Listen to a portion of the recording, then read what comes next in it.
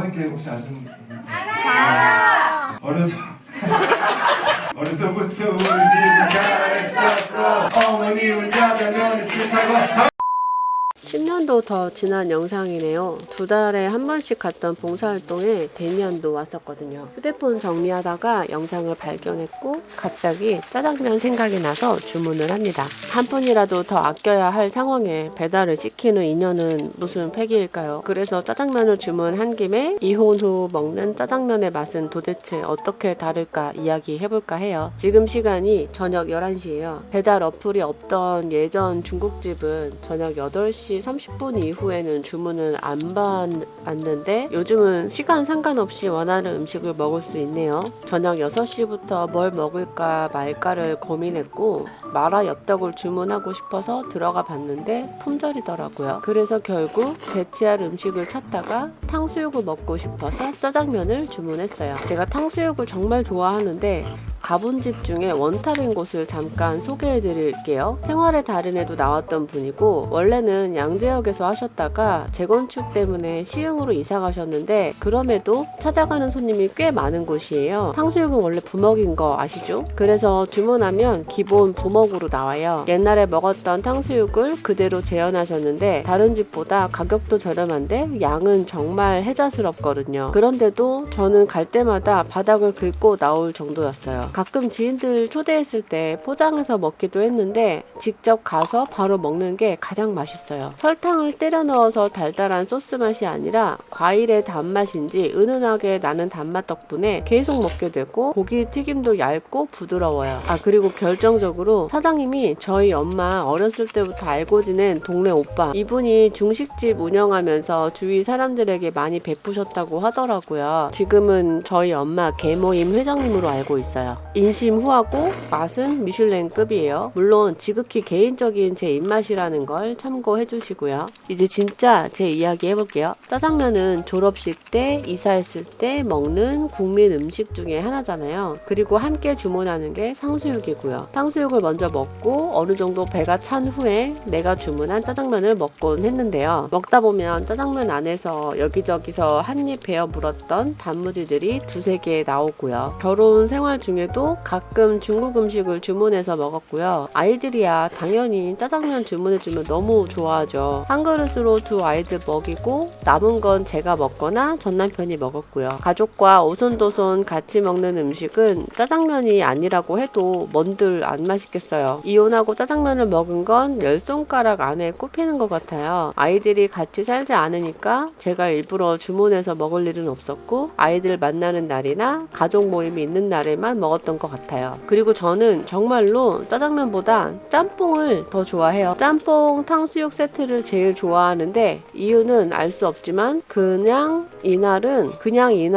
짜장면이 먹고 싶더라고요. 안타깝게도 제가 주문한 이곳은 서비스로 주신 짬뽕 국물이 가장 맛있었어요. 짜장면은 면에서 밀가루 냄새가 많이 났고 배달이 늦어서 면이 떡이 됐고요. 탕수육도 그냥 일반적인 탕수육 맛이었어요. 그래서 그냥 주문한 양만 다 먹었고요. 늦은 시간에 혼자 주문해서 먹다 보니까 술 생각이 나더라고요. 저한테 야식은 야식을 먹기 위함이라기보다는 술안주로 뭐가 좋을까 하면서 안주 야식을 고르는 게 당연했으니까요. 그런데 너무나 안타깝게도 집에 술이 없어서 그냥 짜장면과 탕수육에 집중했고요. 먹으면서 아이들과 주말에 어디 갈지를 알아봤어요. 날씨가 좀 풀리면 야외에서 놀만한 곳을 가보려고요. 가끔 저에게 메일 주시면서 아이들과 갈만한 곳 추천해주신 구독자분들 감사합니다. 배달 주문을 하면 문제가 이렇게 포장 용기가 많이 나온다는 거예요. 음식 하나만 주문해도 버려지는 일회용품이 너무 많아서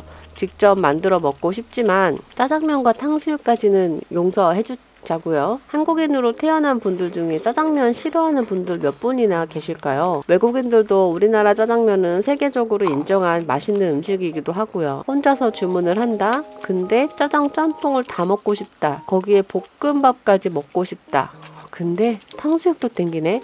그러면 저는 탕복밥을 주문해요. 볶음밥에 짜장 소스가 올려져 있고 짬뽕 국물이 따라오거든요. 아주 간혹 계란국을 주시는 곳도 있긴 한데 주문할 때 짬뽕 국물을 넣어달라고 하면 되고요. 요즘은 반반 메뉴가 없는 것 같더라고요. 예전에는 주문하면 중국집 그릇으로 배달하셨잖아요. 그 반반 그릇 보면서 이거 하나 갖고 싶다는 생각도 했고요. 저만 그랬나요? 어릴 때는 짜장면이 맛있어서 먹었고 지금 40이 넘은 나이에 먹는 짜장면은 추억으로 먹는 것 같아요. 예전에 먹었던 기억을 떠올리면서 가족 외식으로 특별한 날에 먹었던 기억을 되새기면서 먹게 되는 게 짜장면인데 이번에 주문한 곳은 그냥 평균이었어요. 그래도 서비스로 짬뽕 국물도 주셔서 리뷰는 잘 먹었다고 작성했고요. 다음에 짜장면 맛집을 직접 방문해서 먹어볼까 봐요. 혹시 가본 중국집 중에 맛집 있으면 추천 좀 해주세요. 멀지 않은 곳이면 혼자라도 가서 먹어보려고요. 오랜만에 혼자서 중국 음식을 먹으면서 참 많은 생각을 하게 됐어요. 혼자 먹으니까 누가 뺏어 먹을 일 없어서 탕수육도 천천히 음미하면서 먹었는데 역시나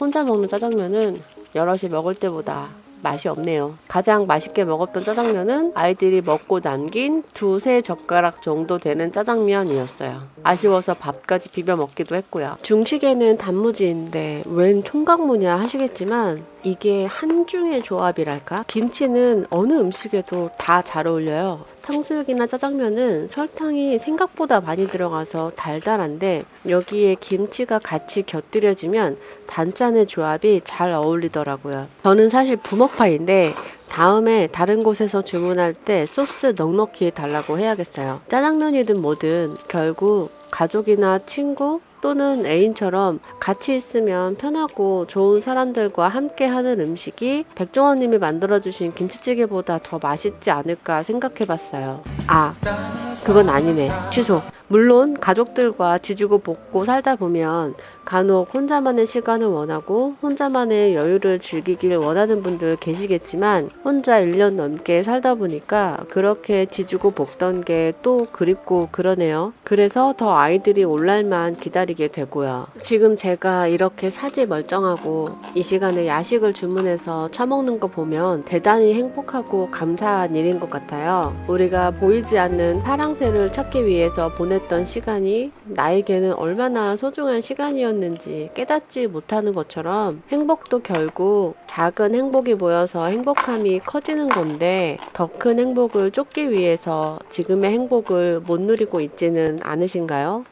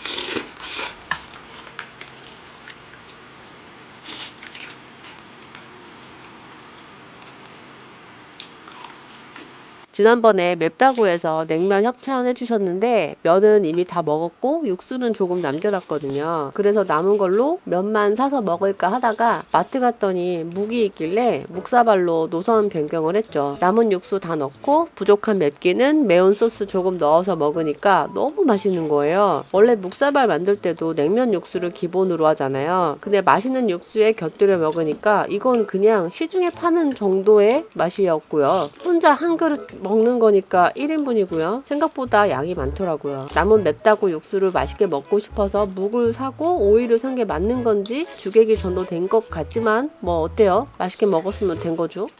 지금부터는 지극히 개인적인 저의 이야기를 할 거예요. 저는 지금 이혼하고 혼자서 살고 있잖아요. 전 남편이 2아이를 양육하고 있는데 저는 제가 부양육자이기 때문에 제 주변에는 부양육자로 살고 있는 분들이 계세요. 부자가 되기 위해서 부자 사람을 가까이 두어야 한다고 하듯이 내 주위 사람들을 살펴보면 내가 지금 어떤 위치에 있는지 알게 되는 것 같아요. 제가 이혼하고 마음 아팠던 부분이 하나 있는데요. 정확하게는 마음이 정리되는 순간이 있었는데요. 결혼하자마자 신혼여행지에서 신혼부부와 친해졌고 아이를 낳고는 조리원 엄마들을 알게 됐고 애들이 어린이집 다니면서 어린이집 엄마들과 가까이 지내고 있었는데 그 중에서 각별히 지냈던 가족이 있어요. 남편들과도 사이가 돈독했고 같이 여행도 다니고 저와 그 엄마는 운동과 먹을 것을 함께 할 정도로 각별했던 사이인데 저희의 이혼 스토리를 알게 되고 이혼을 하게 된 후 딱 연락이 끊기더라고요.